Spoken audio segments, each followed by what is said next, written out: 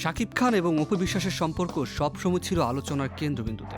তাদের বিবাহিত জীবন এবং সন্তান জন্মের পর নানা উত্থান পতন এসেছে, তবু ছেলে আব্রাহাম খান জয়ের প্রতি ভালোবাসার কোনো কমতি রাখেনি তারা। শাকিব এবং অপু দুজনে জয়কে অত্যন্ত ভালোবাসেন এবং তার ভবিষ্যৎ নিয়েও তাদের চিন্তাভাবনা কম নয়।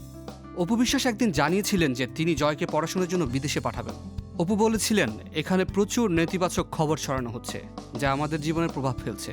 এসব কিছু জয়কে মানসিকভাবে প্রভাবিত করতে পারে এবং আমি চাই না সে এমন পরিবেশে বড় হোক। তিনি মনে করেছিলেন জয়কে বিদেশে পাঠানো তার সুরক্ষার জন্য এবং ভবিষ্যতের জন্য একমাত্র সঠিক পদক্ষেপ। কিন্তু নতুন বছরের শুরুতে অপু বিশ্বাস তার আগের সিদ্ধান্তই পাল্টে ফেললেন। তিনি জানান জয় তার বাবাকে ছাড়া এক মুহূর্তও থাকতে পারবে না। জয় তার বাবাকে প্রচণ্ড ভালোবাসে এবং সাকিবও তাকে একইভাবে ভালোবাসে।